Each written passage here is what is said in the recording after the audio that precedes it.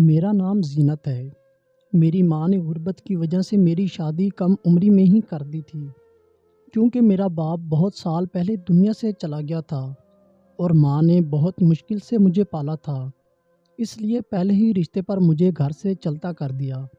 شادی کے بعد مجھے پتہ چلا کہ میرا شوہر میری ساس کا سگا بیٹا نہیں ہے۔ میری ساس نے اس کو اپنی بہن سے لے کر پالا تھا۔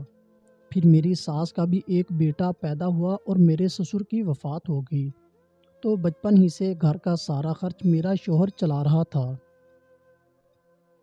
میرے شوہر کی آمدن اگرچہ زیادہ نہیں تھی، لیکن پھر بھی وہ میرا بہت خیال رکھتا تھا، جبکہ میرا دیور انتہا درجے کا آوارہ اور لوفر لڑکا تھا، لیکن پھر بھی اپنی ماں کی آنکھ کا تارا تھا، کیونکہ اس کا اپنا خون جو تھا، جبکہ میرا شوہر میری ساس کی نظر میں بس کمانے والی مشین تھا۔ پھر ایک دن میرا شوہر گھر سے کمانے گیا اور شام کو اس کی لاش گھر آئی۔ سڑک سے گزرتے ہوئے کسی گاڑی سے ٹکرا گیا۔ میری دنیا ہی اجڑ گئی تھی۔ کچھ دنوں بعد جب دماغ کچھ سوچنے سمجھنے کے قابل ہوا تو میری ساس نے اپنے کمرے میں بلایا اور کہا کہ تمہارا شوہر تو چلا گیا ہے، تمہارا کیا ارادہ ہے؟ میں نے کہا کہ کیا مطلب امی جی؟ کہنے لگی کہ پہلے تمہارا خرچ تمہارا شوہر اٹھاتا تھا، اب تم خود کماؤ گی اور مجھے بھی کھلاؤ گی۔ میں نے حیرانی سے پوچھا کہ میں کیسے کماؤں؟ تو میری ساس نے جواب دیا کہ تمہارے کام کا بندوبست میں کر دوں گی، بس گھر میں بیٹھ کر ہی کمانا ہے۔ میں نے سوچا کہ اب کوئی ٹھکانہ بھی نہیں ہے، جہاں پناہ ملے تو بہتر ہے، کچھ نہ کچھ کام دھندا کر لوں۔ میں نے کہا ٹھیک ہے۔ میری ساس میری سعادت مندی سے بہت خوش ہوئی۔ اگلے دن شام کے وقت میں نہا کر باتھ روم سے نکلی تو گھر کے صحن میں دو مرد بیٹھے تھے، شکل سے جرائم پیشہ اور کپڑوں سے کھاتے پیتے گھر کے لگتے تھے۔ میری ساس ان کی خدمت کاری میں مصروف تھیں، پھلوں اور جوس سے ان کی تواضع ہو رہی تھی۔ میں سوچ میں پڑ گئی کہ یہ کون اتنے اہم لوگ ہیں۔ میری ساس تو کسی کو مفت میں مری ہوئی مکھی نہ دے، لیکن یہ حیرانی جلد ہی ختم ہوگی۔ میری ساس میرے کمرے میں آئی اور کہنے لگی کہ جلدی سے تیار ہو جاؤ، آج تمہارے کام کا پہلا دن ہے۔ میں نے پوچھا کہ کیسا کام؟ مجھے تو کچھ پتہ نہیں تھا۔ میری ساس مسکرا کر کہنے لگی کہ بہو تم بہت بھولی ہو، یہ جو مرد باہر بیٹھے ہیں تم ان کے ساتھ جاؤ گی، دیکھو صرف ایک رات کے 10,000 وصول کیے ہیں میں نے ان سے۔ میری ساس نے مٹھی میں بند نیلے نیلے نوٹ میری آنکھوں کے سامنے لہرائے تو مجھے اس وقت سمجھ آئی کہ میری ساس اس کام دھندے کا ذکر کر رہی تھی۔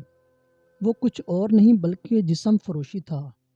مجھے چکر سے آنے لگے۔ میں نے نفرت سے کہا کہ مجھے نہیں کرنا یہ گندا کام، میں بھوکی رہ لوں گی لیکن اپنا جسم فروخت نہیں کروں گی۔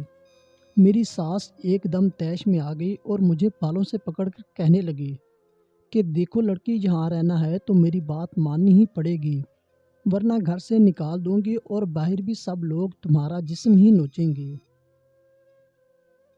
میں نے بہت احتجاج کیا، لیکن میری ساس نے دونوں مردوں کی مدد سے مجھے کھینچ کر گھر سے نکالا اور کار میں ڈال دیا۔ ایک آدمی نے ڈرائیور سیٹ سنبھالی اور دوسرا مجھے بازو سے پکڑ کر پچھلی سیٹ پر بیٹھ گیا۔ کار منزل کی طرف چل پڑی۔ میں مسلسل اپنی قسمت پر رو رہی تھی۔ مجھے اپنا شوہر یاد آ رہا تھا۔ اس نے غریب ہونے کے باوجود مجھے عزت اور زندگی کی چھوٹی چھوٹی سہولتیں دیں۔ کار ایک رہائشی علاقے میں ایک بڑے بنگلے کے گیٹ پر رکی اور گیٹ کھلنے پر اندر داخل ہو گئے تھے۔ وہ مجھے کار سے اتار کر دوسری منزل پر ایک کمرے میں لے گئے اور کہا کہ رات تک یہاں آرام کرو، فریج میں پانی اور کھانے پینے کی چیزیں موجود ہیں، اور ہاں کوئی چالاکی کرنے کی کوشش مت کرنا، کیونکہ ہم نے تم کو کل صبح بحفاظت تمہاری ماں کے حوالے کرنا ہے۔ ہم رات کو تمہارے پاس آئیں گے اور اپنی ایک ایک پائی وصول کریں گے۔ یہ کہتے ہوئے ایک آدمی نے میری گال پر چٹکی کاٹی اور کہکا لگا کر کمرے سے نکل گئے اور جاتے ہوئے دروازہ باہر سے لاک کر گئے۔ میں بیڈ پر لیٹ کر کافی دیر تک روتی رہی اور مجھے اپنا انجام صاف صاف نظر آ رہا تھا۔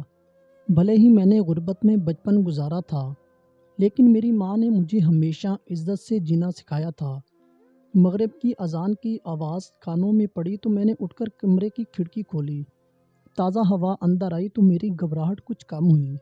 دیوار سے باہر بہت بڑا درخت تھا اور اس کی بڑی بڑی شاخیں کھڑکی تک آئی ہوئی تھی اور ہوا سے جھوم رہی تھی۔ میری سوچیں میرے بچپن میں چلی گئی۔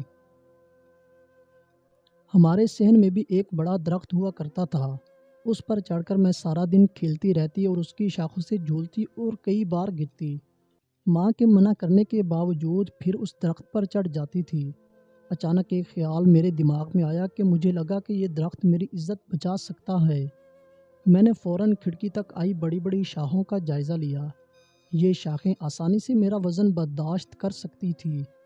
میں نے ایک مضبوط شاخ کو پکڑا اور اس کے سہارے میں نیچے لٹک گئی۔ جب میرے پاؤں ایک مضبوط شاخ پر جم گئے تو میں نے دونوں ہاتھ چھوڑ دیے۔ اگلے 5 منٹ میں سڑک پر کھڑی تھی۔ میں نے آس پاس دیکھا اور ایک طرف کو دوڑ لگا دی۔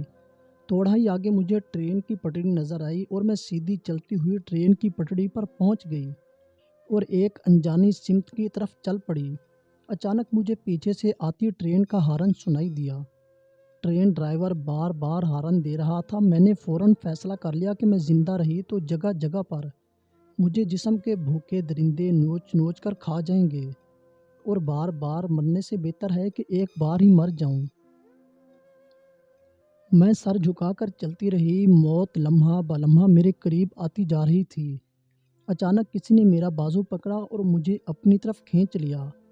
اس وقت ٹرین شور مچاتی میرے پاس سے گزر گئی۔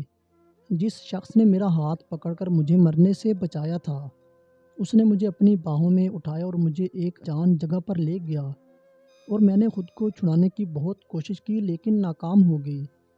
اس نے مجھے زمین پر گرایا اور میرے ساتھ چھیڑ چھاڑ کرنی شروع کر دی اور میں چیختی رہی، لیکن میری مدد کو کوئی نہیں آیا۔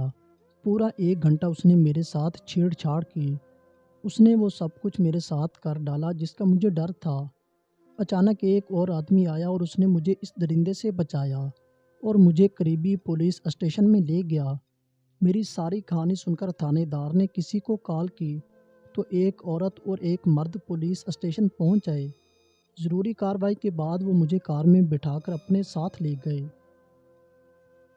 یہ میری جیسی بے سہارا اور ستائی ہوئی لڑکیوں کے تحفظ کا ایک بہت بڑا ادارہ تھا، جہاں مجھے باعزت 2 وقت کا کھانا ملنے لگا۔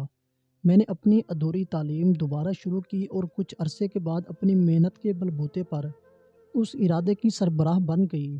آج میں اپنے جیسی بے سہارا عورتوں کو سہارا دیتی ہوں اور ان کی ہمت بنتی ہیں، اور آپ لوگوں سے گزارش کرتی ہوں حالات جیسے بھی ہوں ان کا مقابلہ کرو، کیونکہ اس میں انسان کی بہتری ہے۔